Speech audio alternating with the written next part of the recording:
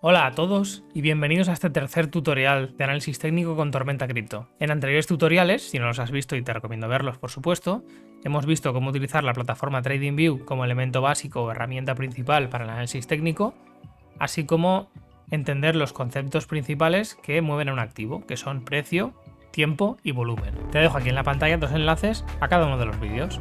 Pues bien, en este tutorial vamos a ver algo muy importante dentro del análisis técnico, que son los tipos de tendencias que hay, qué es una tendencia, cómo identificarlas y, por supuesto, cuando hemos encontrado una tendencia, cómo sospechar hacia dónde se va a mover el precio de un activo. Tenemos aquí un gráfico lo más simplificado posible para que así podamos ver mucho mejor el análisis de las tendencias. Estamos ahora mismo en gráfico de 4 horas de Bitcoin. En primer lugar tenemos que entender qué es una tendencia. Bueno, sabemos que un activo se mueve al alza o a la baja dependiendo de si hay interés comprador, es decir, si los toros tienen el control, empujan el precio al alza, y si los osos tienen el control, empujan el precio a la baja a través de operaciones en corto, con derivados, o vendiendo el activo. De esta manera podemos encontrar tendencias al alza como todo este movimiento, en el que identificamos una zona baja y posteriormente una zona alta, por lo tanto sabemos que el precio ha ido subiendo con el tiempo, o del mismo modo podemos encontrar aquí una tendencia bajista, un movimiento que se inicia en la parte alta, acaba en la parte baja y que llamaríamos tendencia bajista. Y existe un tercer tipo de tendencia que, según los estudiosos de cada uno de los estilos de análisis técnico, ya sea chartismo clásico, Smart Money Concepts o ondas de Elliott, se pueden llamar de diferentes maneras, pero que en el canal lo vamos a llamar rango. Y es una situación en la que el precio de un activo oscila subiendo y bajando en forma de ondas constantes dentro de un marco de precios determinado. Por ejemplo, aquí podemos identificar un rango. Tenemos una parte baja y una parte alta, y el precio lo que hace es dirigirse a la parte baja y de la parte baja a la alta vuelve a bajar, sube, baja, sube y finalmente rompe. En esta ocasión rompe a la baja, pero en otras ocasiones puede ser una ruptura al alza. Aquí, por ejemplo, podemos identificar otro rango muy claro. Esta es la parte alta y esta es la parte baja. Y el precio fue moviéndose, se comprimía y posteriormente, una vez más, rompió a la baja. Sin embargo, aquí, y ahora vamos a ver otro tema muy importante, dentro de una tendencia macro bajista, como es el caso, podemos identificar una tendencia micro en una temporalidad inferior que sería alcista. Tenemos todo este movimiento bajista y, sin embargo, aquí podemos identificar un movimiento alcista claro. Estos movimientos se llaman rebotes. Un rally es en terminología anglosajona, pero bueno, son rebotes. En una tendencia bajista el rebote sería en contra de esa tendencia, por eso es alcista, y en una tendencia alcista, como en este caso, en esta tendencia alcista que observamos aquí, el rebote claramente es este, y es un movimiento a la baja dentro de un movimiento grande al alza. Existen numerosas teorías y muy diversas acerca de las tendencias desde hace más de 100 años. Hay estudiosos como Wyckoff o como Elliott o como Murphy que las han caracterizado de diferentes maneras. Pero el más importante de todos en términos de tendencias para entender los conceptos sería Charlie Dow, que lo recordaréis por el índice Dow Jones. Fue un economista de finales del 19 que determinó que existían tres tipos de tendencias en el mercado. Las tendencias del gráfico mensual, que desde su punto de vista son tendencias que se ejecutan en un tiempo de 1 a 3 años. Por ejemplo, aquí sería desde 2019 hasta 2021 y ahora tendríamos un retroceso, por lo tanto la tendencia seguiría siendo alcista. Las tendencias semanales, que estarían pensadas para darse en un periodo de tiempo aproximadamente de 1 a 3 meses, en este caso se prolonga mucho más en el tiempo, pero tiene sus propios retrocesos, como vemos aquí, y el que está teniendo ahora, que veremos cómo acaba posteriormente. Y la tendencia menor que determinó Charlie Dow, que es la tendencia del gráfico diario, y que es una tendencia que tarda aproximadamente entre 10 y 14 días en dar los resultados, o dicho de otra manera, las predicciones que se hacen en el gráfico diario estarían pensadas para cumplirse en un plazo máximo de 14 días. Por debajo del gráfico diario no se considera que existan tendencias. Sin embargo, sabemos que el precio del activo puede tener un movimiento determinado que nos recuerda a una tendencia.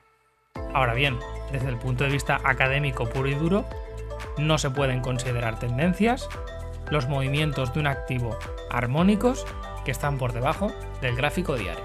Bien, una vez entendido las diferentes tendencias del gráfico mensual, gráfico semanal, gráfico diario y cómo identificarlas en el gráfico, ahora vamos a ver cuáles son los componentes principales de una tendencia.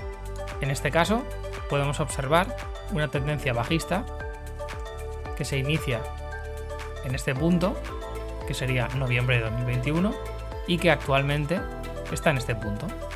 Es obvio que el precio está mucho más abajo. Estábamos en $65.000 y actualmente estamos alrededor de los 25.000. Por lo tanto, hay un movimiento bajista que se ha producido a lo largo del tiempo, con ciertos patrones que se han repetido y otros que no, pero estamos seguros de que el precio ha bajado y la tendencia es bajista. Vale. ¿Y cuál es el principal pilar o elemento que yo tengo que analizar cuando quiero saber cómo es una tendencia y si la hay? Pues las tendencias alcistas o bajistas se caracterizan porque tienen movimientos, como hemos dicho, con retrocesos. En este caso vemos un empuje, un retroceso. Un empuje, un retroceso. Empuje, retroceso, empuje y retroceso. Y se agotan cuando se rompen esos movimientos o entramos en un rango. Normalmente entre dos tendencias suele haber un rango. La principal característica de una tendencia bajista, como la que tenemos aquí, sería la formación de mínimos más bajos y máximos más bajos. Mientras se mantengan esos dos elementos, la confirmación de la tendencia se mantiene. En este caso tenemos un máximo y un mínimo. El siguiente máximo, que llamaremos máximo número 2, ya es inferior al máximo número 1. Y el mínimo número 2 es inferior al mínimo número 1. Y siguiendo así sería el máximo número 3 es inferior al máximo número 2 y el mínimo número 3 es inferior al mínimo número 2. De esta manera comprobamos el mantenimiento de la tendencia. Cuando alguno de estos dos elementos no se cumple, hay que tener en cuenta que podríamos estar entrando en un rango o en una ruptura de la tendencia. Cuando una tendencia se rompe, entramos en otra diferente, ya sea rango o la tendencia contraria. Por ejemplo, en este caso, viene una tendencia alcista muy clara, con un retroceso, una continuación, y de repente se produce una bajada a un mínimo en la misma situación que la anterior, pero el siguiente mínimo ya está por debajo. Esto es uno de los principales problemas a los que se enfrenta el trader y el analista de análisis técnico cuando quiere identificar tendencias. Cuando estamos mirando el gráfico y miramos el pasado, todo el mundo tiene la capacidad de entender lo que es una tendencia y cómo se comporta. El problema viene cuando en tiempo real, en el presente, queremos valorar si estamos en una tendencia bajista o alcista. Como se observa aquí, hasta este punto en el que se rompe ese último mínimo, no se podía haber confirmado la tendencia bajista. Sin embargo, ya nos hemos comido 3 movimientos hasta llegar a ese punto. De esta manera, existen zonas en las que puede haber sospecha de cambio de tendencia, como es el caso en el que atravesamos ahora.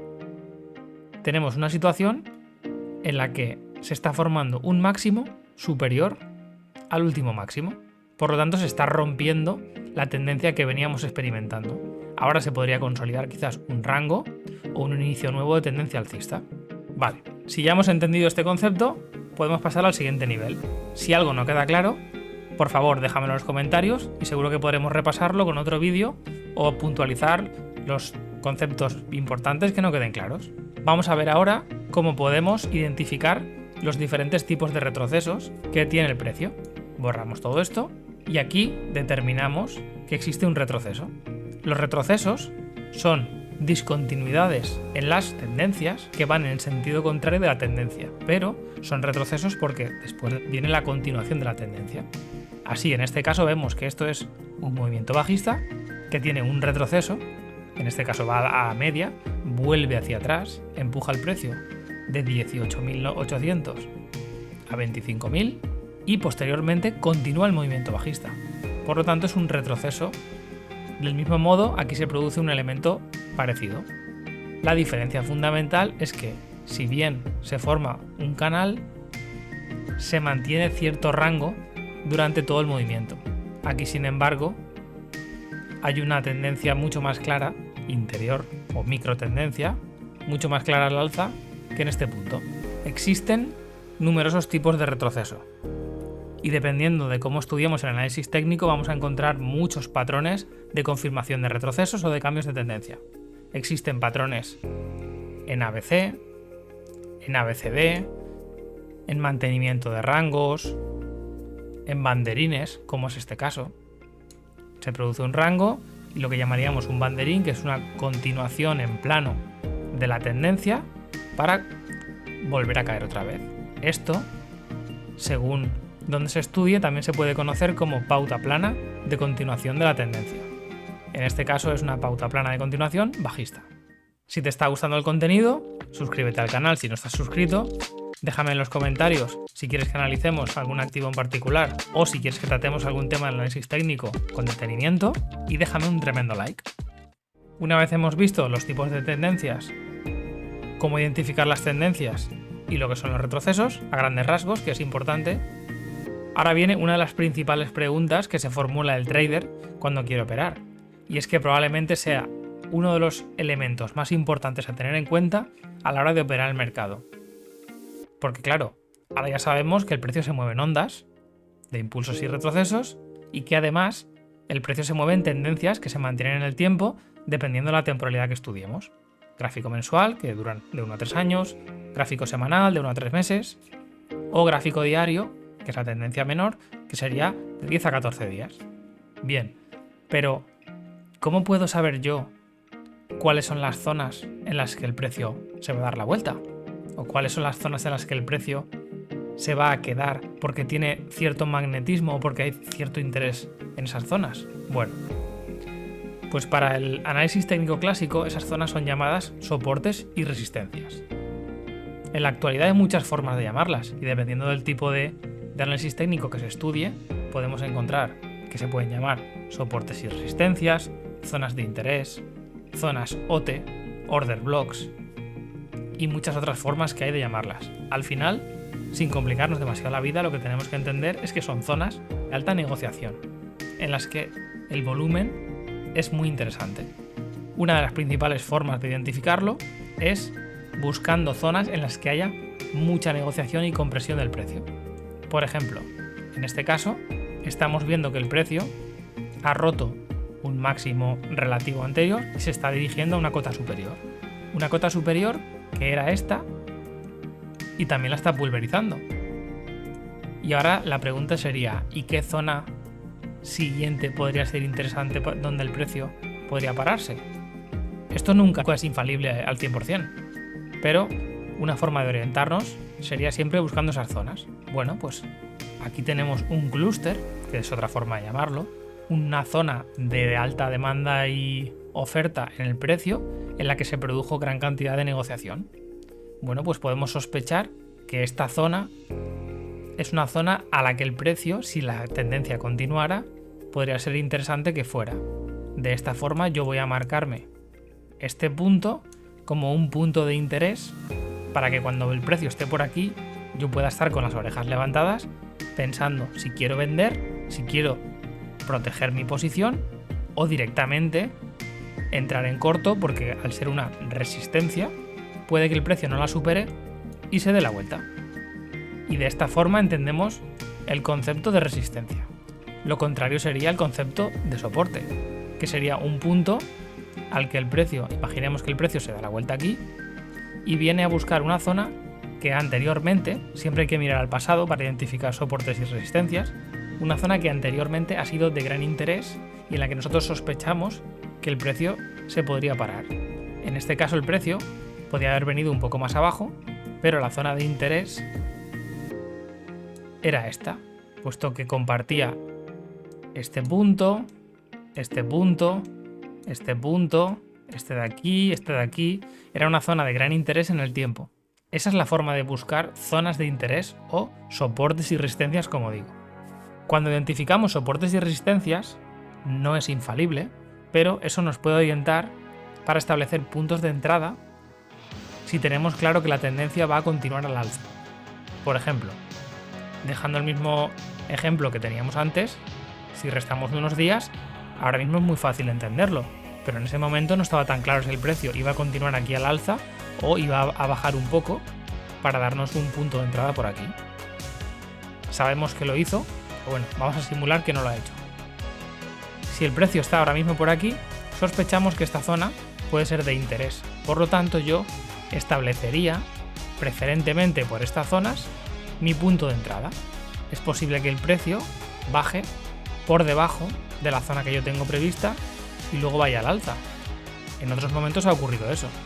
Eso es un mecanismo que tiene el mercado para liquidar la posición de la gente que está apalancada o que tiene alto apalancamiento. Aquí se observa bastante bien. Tenemos este punto en el que esto de aquí podría ser un soporte, como se observa, y sin embargo el precio hace una trampa y machaca a toda la gente que se había puesto sus posiciones con el stop loss por aquí. Lo que hace es liquidar toda esta posición y luego empieza el rango y el movimiento al alza que vemos a continuación.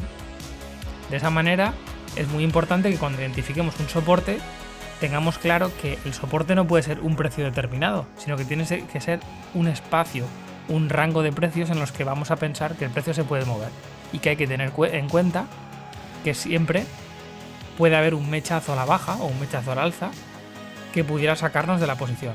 Por eso es interesante valorar cuánto stop loss tenemos que poner para protegernos de esa volatilidad intrínseca. Por ahora ya hemos visto muchas cosas y creo que es interesante que puedas ponerlas en práctica con algunos ejercicios. Si tienes alguna duda respecto a lo que hemos visto, déjamelo en los comentarios y los repasaremos a continuación. No te pierdas los vídeos del canal y estate atento para cuando saque el próximo tutorial sobre indicadores técnicos y cómo podemos ayudarnos de ellos a la hora de proyectar el precio.